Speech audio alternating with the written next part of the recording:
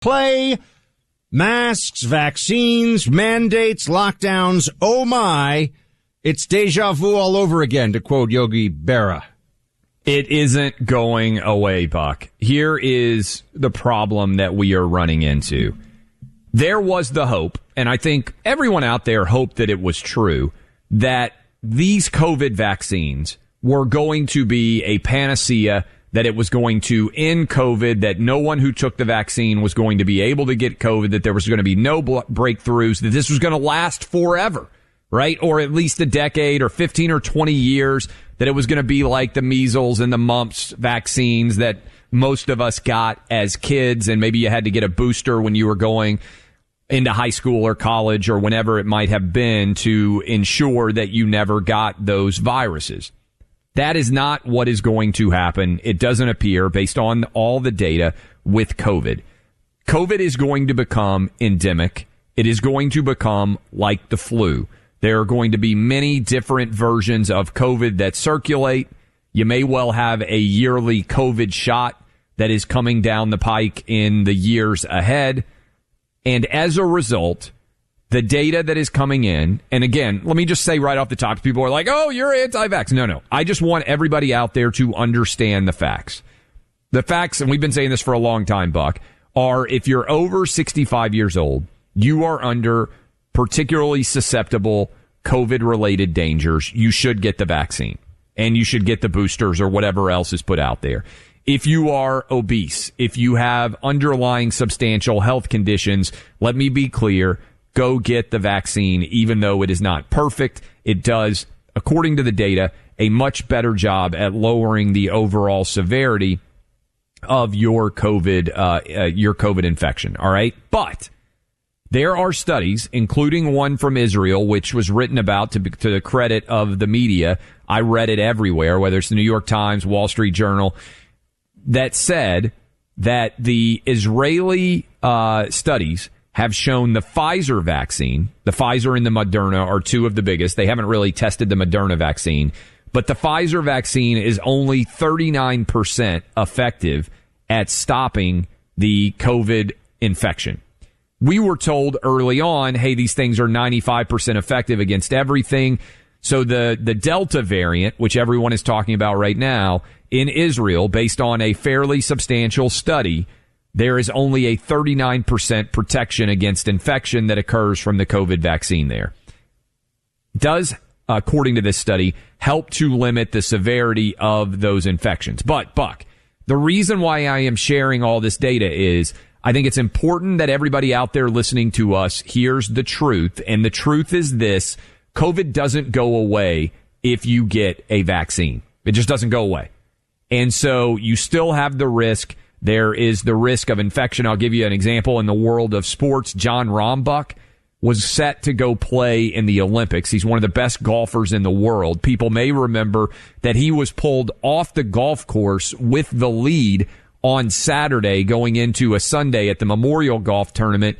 Cost him $1.7 million. He had already had his first vaccine. He had COVID, double vaccinated. He now has already tested positive for COVID again. This is happening everywhere. I was in Los Angeles. You couldn't even find COVID tests. I mean, this is a big deal, and it's not going away. Here's Dr. Anthony Fauci telling people that if you're, even if you're vaccinated, maybe it's time to mask up. So it's quite understandable, Neil, why local authorities are now saying, good that you're vaccinated, but in a situation where you have people indoors, particularly crowded, you should wear a mask. Now, Clay, COVID zero is something that some countries have been trying to push for, meaning that COVID is essentially eradicated. And this used to be considered almost a conspiracy theory to bring it up, that we would ever see countries where the goal was zero COVID, because we know that's right. Really, if you're going to be enmeshed in the global community, you're going to be dealing with this virus at some level. But the extreme COVID zero approach, which is what is now starting to look like some people at least want in this country, has disastrous policy implications. I mean, you're pointing out how effective the vaccines actually are in preventing transmission. if this isn't a one and done for everybody, they've created this whole regime of controls, of masking, of lockdowns, of limitations on indoor that'll just be cycling through all the time for something that we should be considering to be now much more similar to the flu. I mean, you look at the most recent data, we're talking about an increase in cases right now across the country. The New York Times has the counter up on its front page. You know, new deaths, 269 as of July 25th, up 20% in the 14-day average. And this is no longer a hospitalization and death pandemic in this country. So we have to adjust our thinking toward this. Instead, you've got, the big announcement from de Blasio today saying you have to get COVID tests every week if you're not vaccinated, and you've got to mask up in the office. So, and they want private sector companies to enforce the same policies. Not only that, Buck, but I think what we're headed forward, and I think the NFL is a good example about this, is there is a focus on COVID breakthroughs.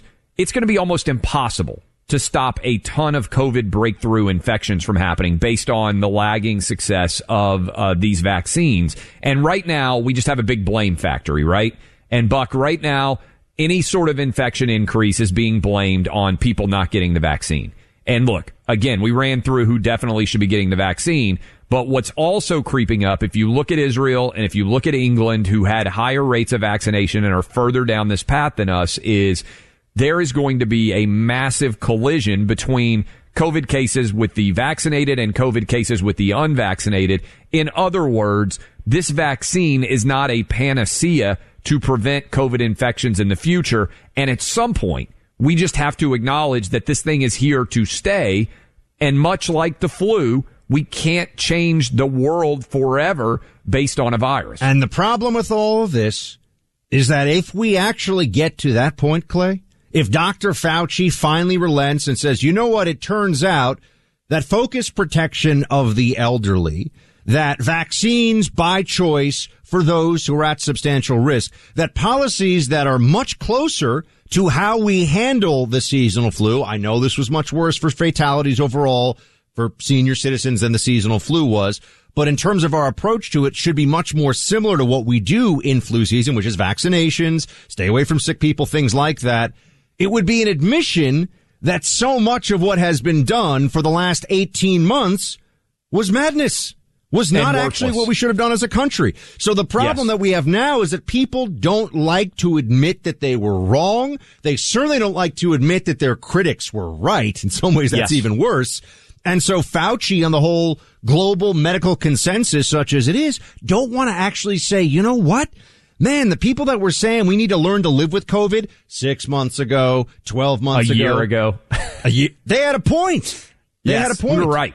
Effectively, Buck, you and I were right. Now, that is such a huge part here of how is this going to play out?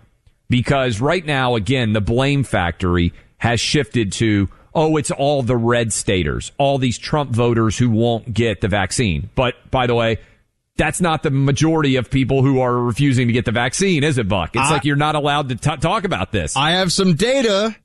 That I want everybody to be aware of, because it has turned into something of a sport. I mean, here is Don Lemon. Whenever CNN and all these personalities are talking about who's being reckless, who's to blame? Who's to blame for this? It's Trump supporters. Here's CNN's Don Lemon. I've heard over the last couple of days that, you shouldn't be, don't say bad things about people who don't get the vaccine, because then they'll feel like you're attacking them or whatever. But Michael, how much more? You gotta call it what it is. If behavior is idiotic and nonsensical, I think that you need to tell people that their behavior is idiotic and nonsensical. Doesn't mean that they are idiots. It's just that their behavior on this particular point that is not making sense. So I don't understand what has taken people so long and how many people have to die for adults. And why are adults believing people on the internet instead of science and experts? This is only possible at CNN because that audience is convinced of the daily drumbeat of this is Trump's. It's MAGA hat wearers who refuse to get that vaccine. That's what they tell their audience. Clay, I have some data for all of us about New York City. It turns out that that's not really the case. So why don't we? That's a hell of a tease. I can't wait to hear that data. Why don't we get into some of that data? The vaccines work. They work. And it's proven in the numbers. Those who are vaccinated reduce the risk of hospitalization by 94%. So if you're vaccinated, you are much, much less likely to get the COVID virus to begin with. And if you get it, it is not as severe and you're not hospitalized. Those are facts. What we're looking at is a pandemic of the unvaccinated.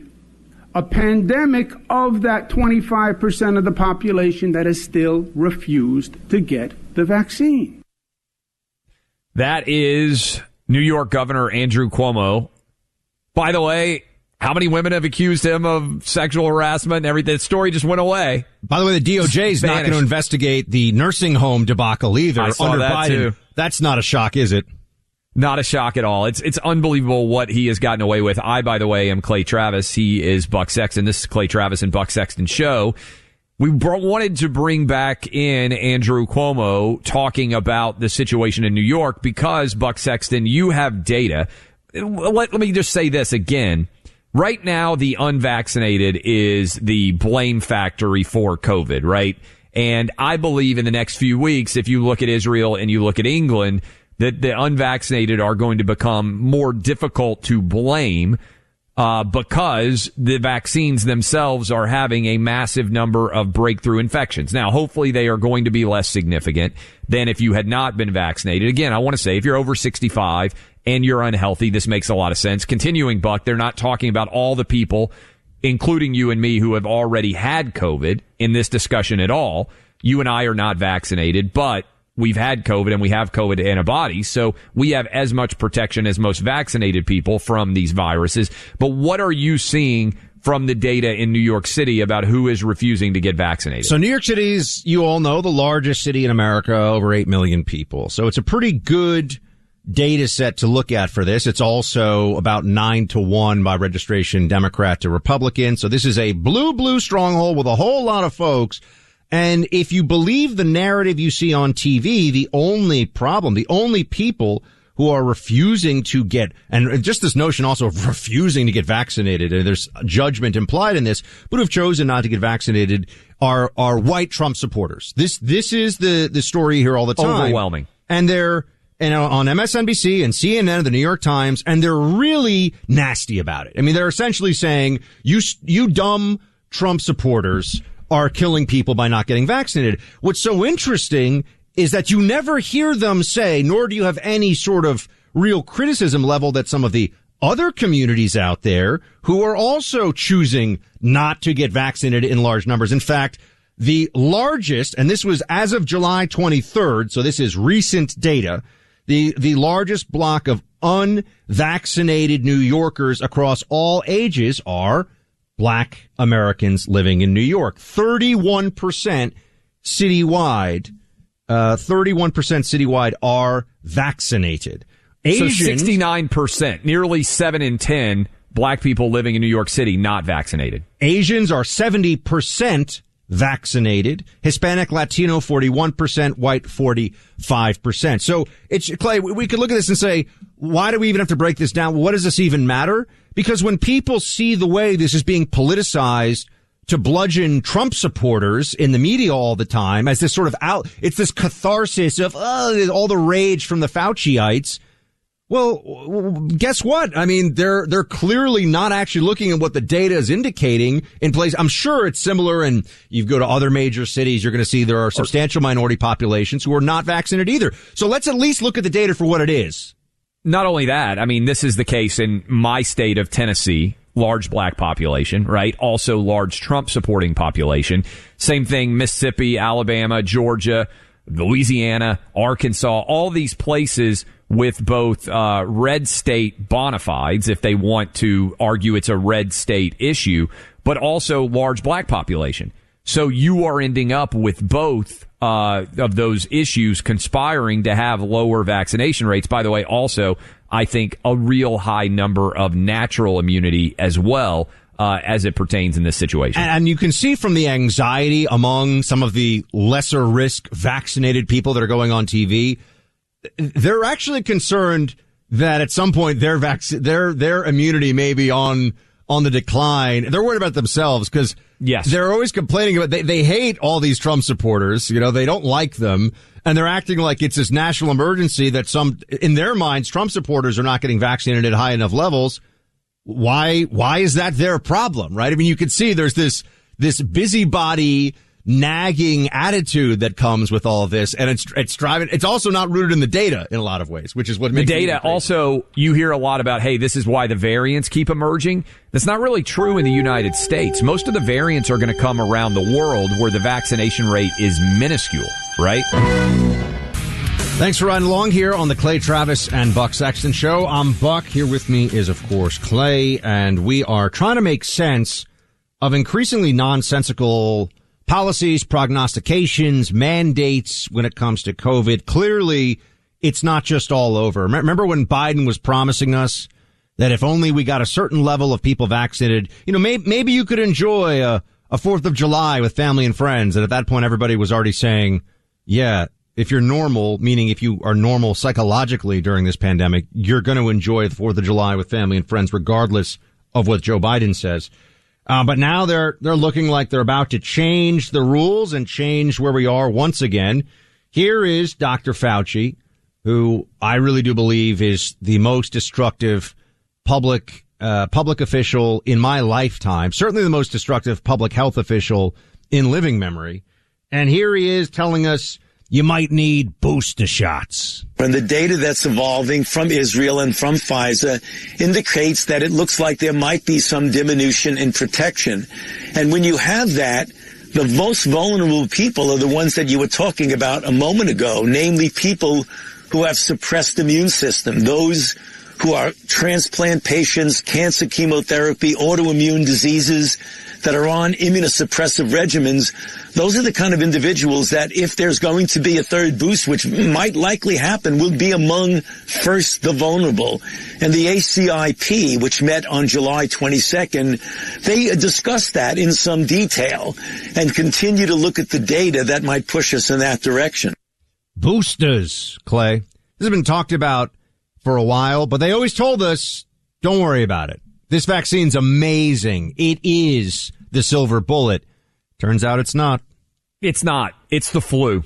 I mean, and I know people are like, you can't say it's the flu. It is the flu now. We are going to have booster shots, I think, yearly for years and years to come because all of the different COVID variants are going to be spreading. And they're going to be guessing like they do with the flu. When they give the flu shot, what do, Buck? Every year, they guess which flu version is going to be the most prevalent, and they encourage people with compromised immune systems, the elderly, to go get their flu shot. And every year, the flu, unfortunately, kills tens of thousands of Americans and mostly seniors of people around the world. Mostly seniors. Mostly seniors. And when you actually look at where we're headed, I think it's impossible to say that we're going to be doing anything other than that. And right now, and I just want to circle back around, there is a lot of mistrust, I think, because so much of what our health policy experts have told us have ended up being untrue. And I think, unfortunately, one of the things that's going to come out of this COVID vaccine is they are going to have massively sold the idea that if you get a COVID shot, it's a silver bullet, right? Because I think a lot of people think about it in the measles, the mumps, the rubella's perspective, smallpox back in the day, that you can effectively eradicate this thing forever, right? Like smallpox and polio don't exist for the most part in the world. And I think there are a lot of people out there that believed with COVID vaccines that's what was going to happen. I think the chances of that being the case, that COVID being like smallpox or it being like the polio, is virtually zero. Would you agree with that based on the data that you're seeing, that the idea that we're just going to eradicate this thing? Well, you see how many variants is almost impossible. You see how many variants we've already had, and they keep talking about it, and it looks like the Delta variant is, more transmissible, and that a lot of virologists and people that have spent their whole lives studying this have warned that as this, rips through populations all over the world, you're going to get variations of the virus that could also then evade some degree of the mRNA vaccines that are currently out there. But there were very basic things were said at the start of this by people who just look at stuff for what it is and can come to rational conclusions. People said things that and I know you do remember this, but everybody will remember, you would be shouted down, you'd be told you were reckless, and that you didn't care if old people die, and all these horrible things, guilty of wanting human sacrifice so that you can get a haircut, right? The terrible stuff that was said about anybody who tried to inject some degree of rationality into this debate. At the beginning, we would say things like, well, we've never been able to eliminate, there are 200 plus cold viruses in circulation. There are strains of flu that, every year the flu circulates all over the world. This has been something that people have looked at and said, what is the likelihood that we'll ever get to truly to COVID zero, that will effectively cure this, as you said, like smallpox? That was always highly unlikely. But they sold us all on, if everybody has this big push for the vaccine, we'll be in a place where we don't have to think about COVID anymore. And this is how you get people like Stelter, he's not only is he not an expert in medicine, Mr. Potato Head. The guy's an expert in nothing, but he's good at that. Here he is, just essentially espousing the dominant position out there in Democrat-aligned media, which is that it's like we're living in two different worlds, the vaccinated and unvaccinated. For fully vaccinated Americans, the risk of serious illness is supremely low. But for the unvaccinated, it is significant risk. People keep saying this is another instance of two Americas, and it is. It's almost like we need two kinds of newscasts, or two versions of the weather report. The forecast is pretty sunny for the vaccinated, but it's quite bleak in some states for the unvaccinated. And this headline sadly says it all. Nearly all COVID deaths in the U.S. are now among the unvaccinated. There are 340 million people in America, and you're looking at a couple of hundred deaths a day from COVID. I'm just, every death is a tragedy, of course, and we all know people are dying every day from a lot. At what point are we saying this is now just another public health issue, but not a public health crisis and a pandemic that requires suspension of constitutional amendments, that things like the right to worship freely, that requires emergency measures and the shutdown of businesses? I mean, Clay, if our goal here is going to be COVID zero, what we're actually seeing is a massive transformation of society where state bureaucrats have effectively unlimited and unending power over your life. And some people want that.